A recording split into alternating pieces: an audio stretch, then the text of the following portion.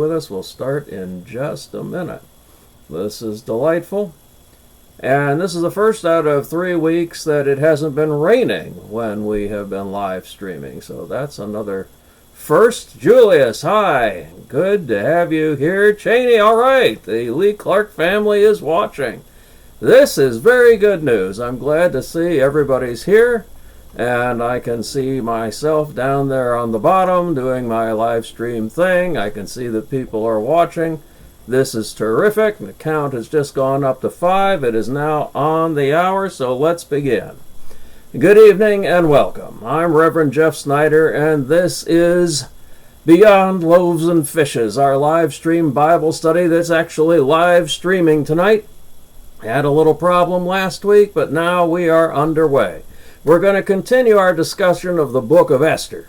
Right now, we left off last time with the background information. We understood what was going on, what led up to the events that we're going to be covering, and now we're going to plunge right in. So getting into the story, as we've already read, there's been a 6-month royal feast going on, and the hearers of the day would have known right from that moment that they can relax a little bit. They can enjoy the tale they're going to hear because exaggeration is afoot. And this party, if it really went for 6 months, as would have destroyed the treasury of the king. So this is how you know we're dealing with a little bit of exaggeration. We're going to have some fun. King Ahasuerus was showing off his mighty riches, his beautiful treasures, the mirrors of his personal greatness, and perhaps the fragile nature of his own ego. Now, there are parallels all throughout history of this kind of event, this kind of showing off.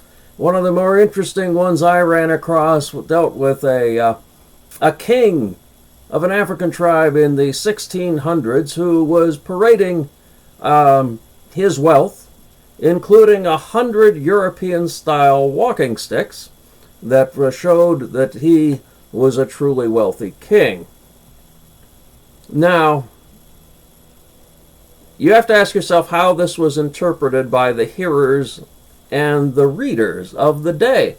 The question is, were they impressed? Hello, Sherry. I'm glad you're with us, too. Were they impressed by this verbal display, this amazing display of the king's bounty and his riches? Do you think they would have been impressed by this as they were listening to the story? I'm going to give you a minute here because I know I blasted on a little too fast last time. Nobody had a chance to really respond. But what do you think?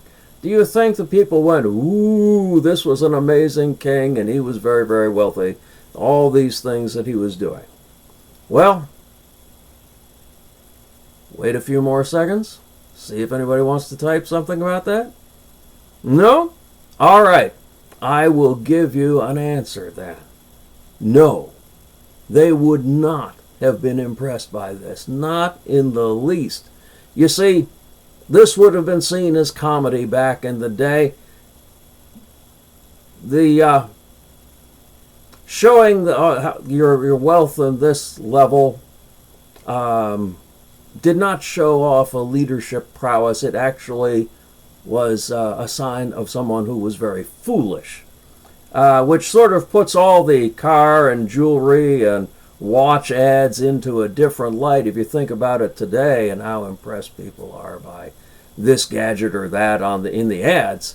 Back in the biblical day, they would have said, pfft, that is the sign of foolishness, that conspicuous consumption. So, as if a 6-month feast were not enough, there was another 7-day-long bash for everyone in the fortified city of Susa, the capital city of the empire, complete with an open bar that had no limits whatsoever. Now, there is asking for trouble, if you ask me. Don't trouble, or trouble, and trouble won't trouble you is something that the king ignores entirely. And he is feeling fine after 7 days of wine. And he goes to a place where he shouldn't go. Not even the king should do this thing.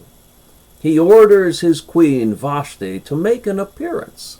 This is another way for our king, our mighty man, Ahasuerus, to show how mighty he is. It's another way to brag about how impressive he is, because he has this beautiful woman, the queen, at his command. Or so he thought. Now, there's a warning here. If you drink too much, even kings can flirt with disaster when they get sloshed. So, that's a bit of a universal truth, I would say. Let's actually pick up the story here. You've heard me review it a little bit, but let's see what the Bible has to say. Let's look at chapter 1, verses 12 through 18. But Queen Vashti refused to come at the king's command, conveyed by the eunuchs. At this the king was enraged, and his anger burned within him. Then the king consulted the sages who knew the laws, for this was the king's procedure towards all who were versed in law and custom, and those next to him were Karshena, Shethar, Admatha, Tarshish, Meres, Marsina, and Memucan, the 7 officials of Persia and Media, who had access to the king and sat first in the kingdom, according to the law. What is to be done to Queen Vashti because she has not performed the command of King Ahasuerus, conveyed by the eunuchs? Then Memucan said in the presence of the king and of the officials, not only has Queen Vashti done wrong to the king, but also to all the officials and all the people who are in all the provinces of King Ahasuerus. For this deed of the queen will be made known to all women, causing them to look with contempt on their husbands. Since they will say King Ahasuerus commanded Queen Vashti to be brought before him, and she did not come. This very day the noble ladies of Persia and Media, who have heard of the queen's behavior, will rebel against the king's officials, and there will be no end of contempt and wrath. Phew. Such a fragile mighty man is our king.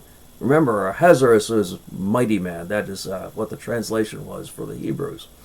He's afraid that his wife, by refusing to step forward, is going to overturn the entire kingdom as a bad example to her noble ladies. There's a surprising lack of understanding of the law, calling in the sages for this on the part of the king. This is not a first-class thinker, wine or no wine.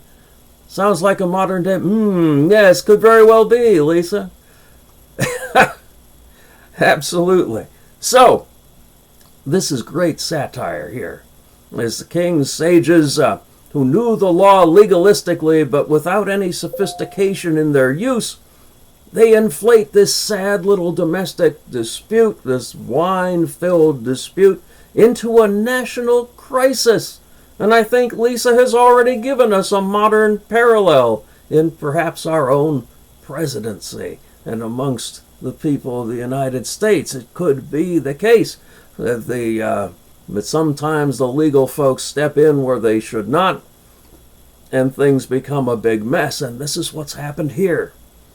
There is humor in the advisor's fear that the queen's example will have the women of the empire looking down on their husbands. So much for the strong king, for the mighty man. So, these sages are now advising the king, and they're seen as insecure incompetents, and they're leading their king astray at this point. Of course, nothing like that ever happens in the world today, does it? No, of course not. So, let's move on to chapter 1:19. the sages have some further useful advice for our king. If it pleases the king, let a royal order go out from him, and let it be written among the laws of the Persians and the Medes, so that it may not be altered, that Vashti is never again to come before King Ahasuerus, and let the king give her royal position to another who is better than she. The plot thickens.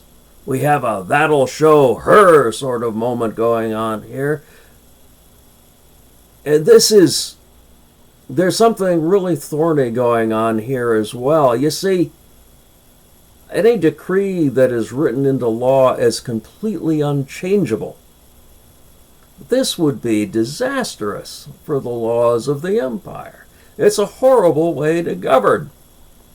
And the king listens to his advisors on this. Those are the people that are around him right now, and they sound like they know what they're talking about. And so he says, sure, send the written orders to all the provinces, translated into all the languages of every ethnic group, that each husband should rule over his own house. And the king succeeds in drawing attention with this decree, this never-changeable decree, to the fact that he can't rule his own house.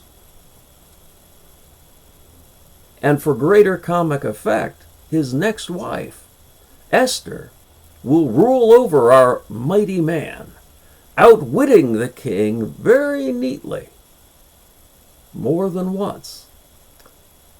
I apologize for the spoiler.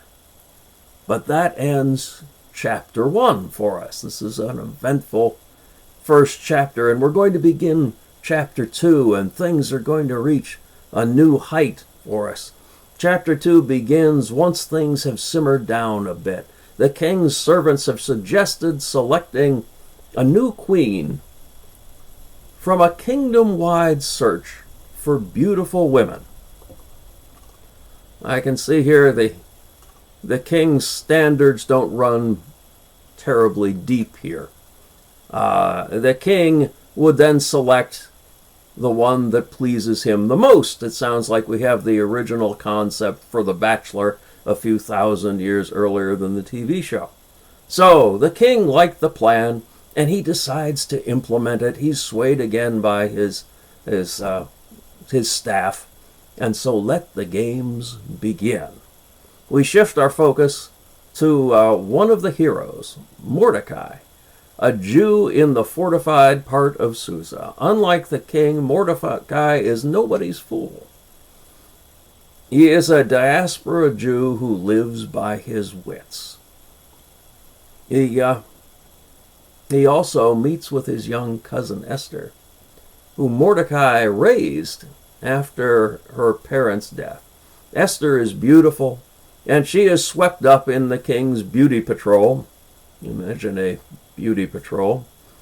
Probably without her consent, along with all the other contestants, the future would-be queens. And she follows Mordecai's advice. Mordecai tells Esther, don't reveal your heritage. Don't let him know that you're one of the diaspora Jews that are found throughout the kingdom. So, just let this be overlooked if nobody asks. And people are overwhelmed by her beauty, so no questions like that were asked. After viewing the parade of beauties, Ahasuerus chose Esther and set her up with a 12-month course of beauty treatments, making her fit for the king. That had to be some regimen, I imagine. Kind of a tedious thing. Anybody have any reactions to that? So, there's a consequence to all this. We take a look at chapter 2, verses 17 through 18. The king loved Esther more than all the other women. Of all the virgins, she won his favor and devotion, so that he set the royal crown on her head and made her queen instead of Vashti. Then the king gave a great banquet to all his officials and ministers, Esther's banquet. He also granted a holiday to the provinces and gave gifts with royal liberality. Another party. Phew, this kingdom. Afterwards, we discover Mordecai performed work at the king's gate, at the edge of the city, where he overhears two of the king's servants who've been angered by things the king has done. I can't imagine that being the case, not with a king like this. And they plotted against the king. They plotted to kill the king. And Mordecai passed word on to Queen Esther, who alerted the king, and she gave Mordecai credit for the discovery. The story is confirmed, and the plotters are caught, and they are dispatched. They are killed. And a report is placed in the official records with the king's witness of what Mordecai has done. Make note of that. That's going to be important a little bit later. But chapter 2 now ends. And the curtain rises on chapter 3, and enter Haman, our villain.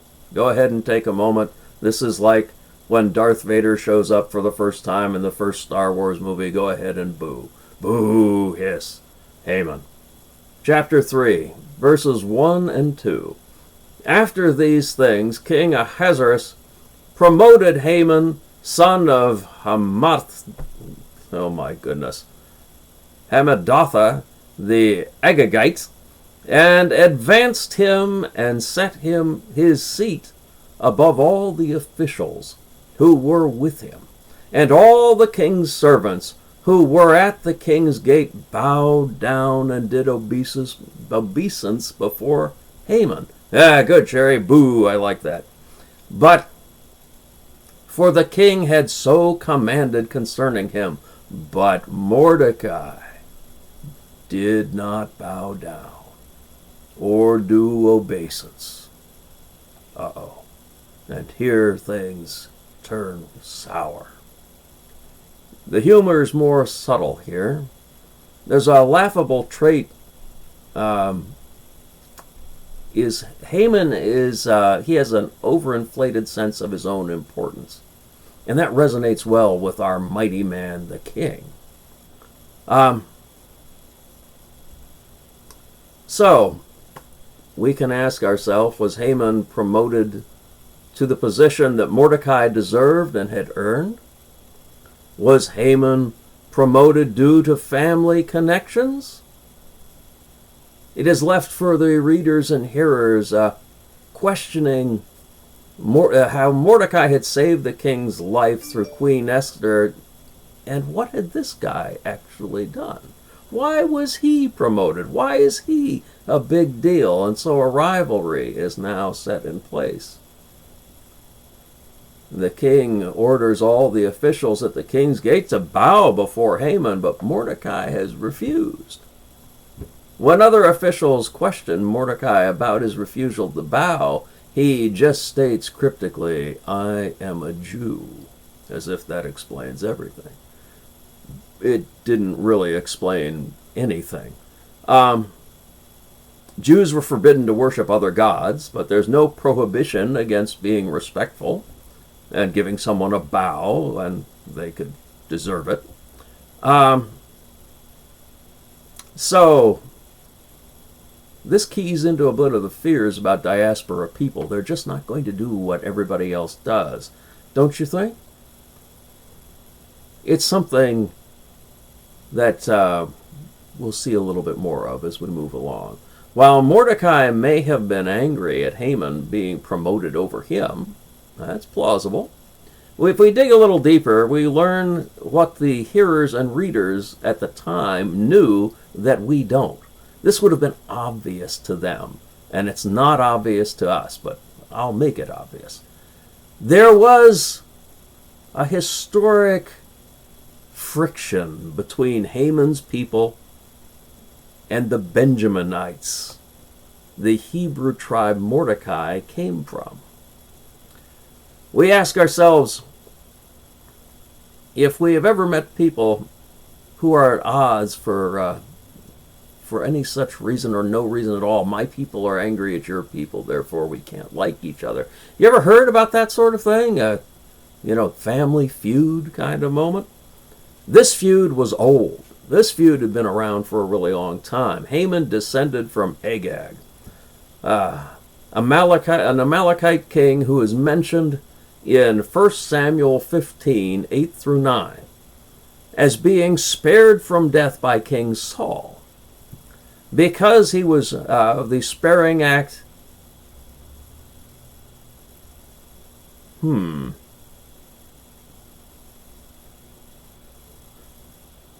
Oh, yes, okay. Because he had spared him, when an instruction had come down to kill all the Amalekites, God ended up rejecting Saul as king of Israel.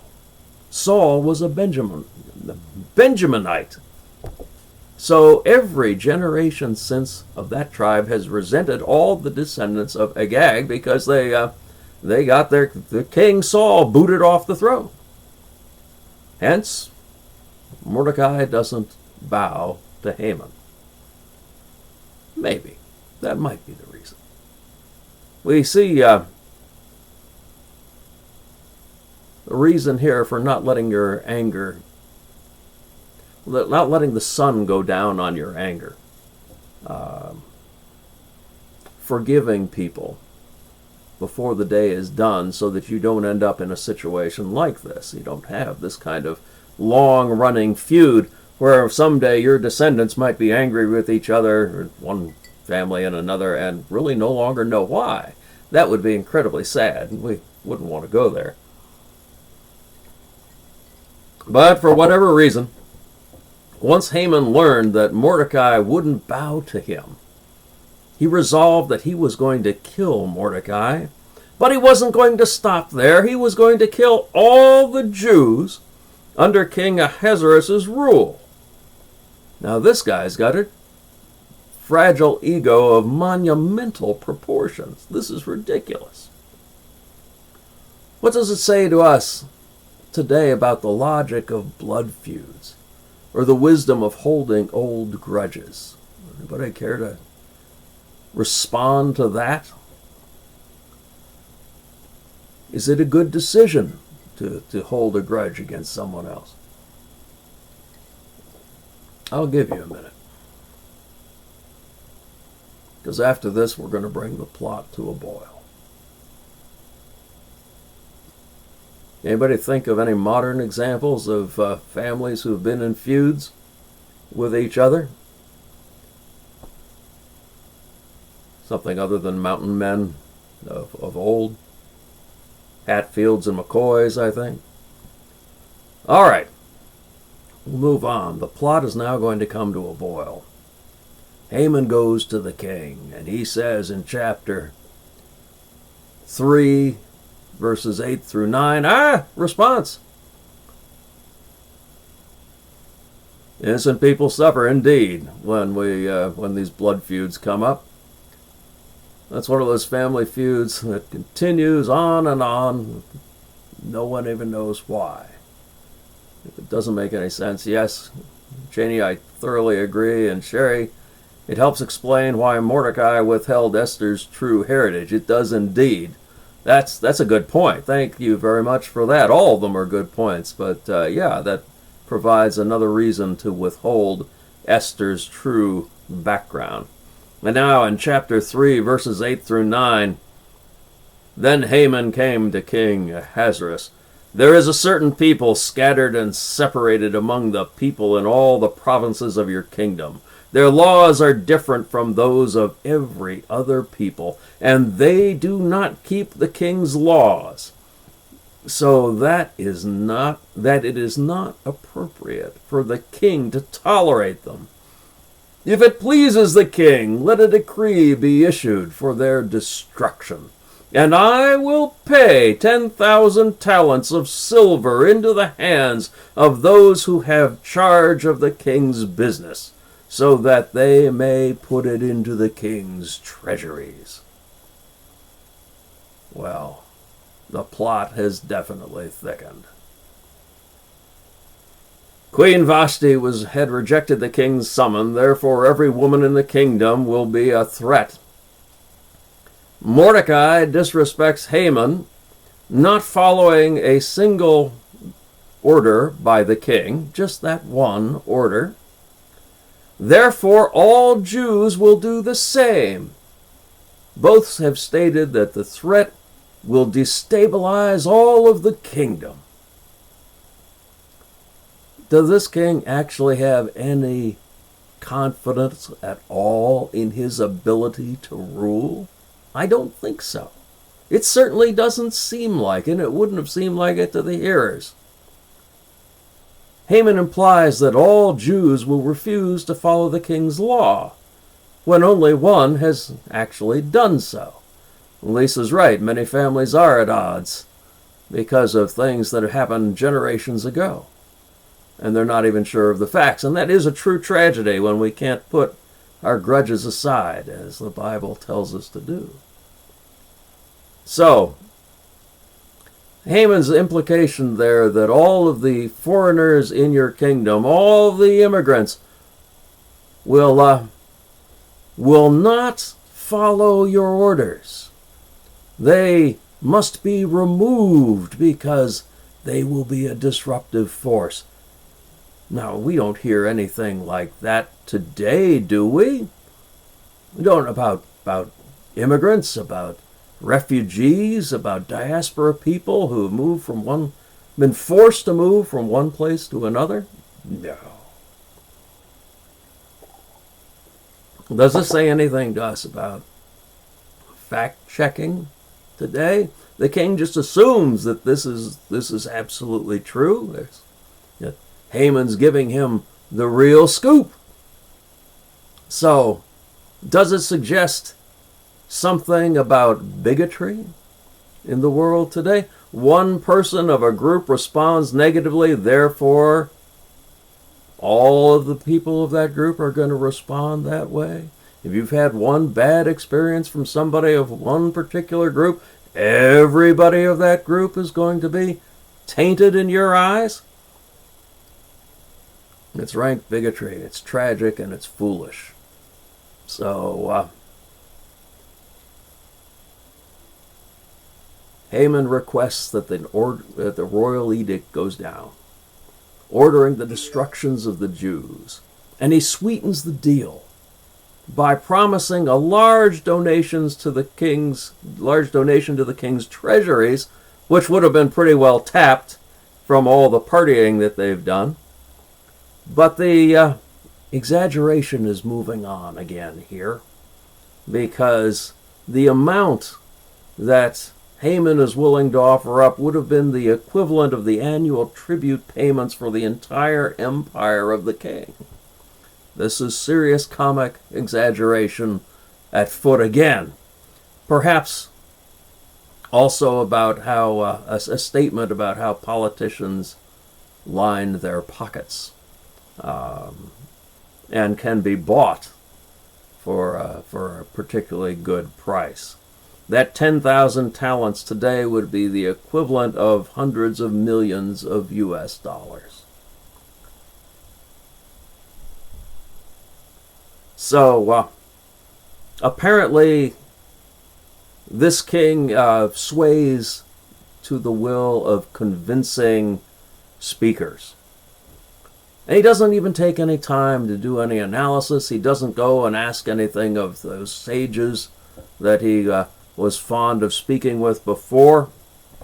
He simply agrees with Haman, and he issues the necessary proclamation commanding the citizenry of his kingdom to wipe out, kill, and destroy all the Jews, both young and old, even women and little children, and to seize their property. He does this in chapter 3, verse 13. And he sets a specific date, the 13th day of the 12th month, for this abominable action to take place. Haman casts dice called Pur to pick that date. And the king makes a disastrous and monstrous decision. And that's where we're going to leave it. We're going to have a little cliffhanger here. We've had our 30 minutes. The live stream has run beautifully for all of that time. And so we're going to pause here until next week, when we'll pick up and we'll find out what happens with Haman, the king, with Esther, with Mordecai, and with all the Jews in the kingdom. Will they survive? Tune in again next week and find out. Thank you for coming tonight. And until next week, may God go with you until we meet again. Good night, and God bless you.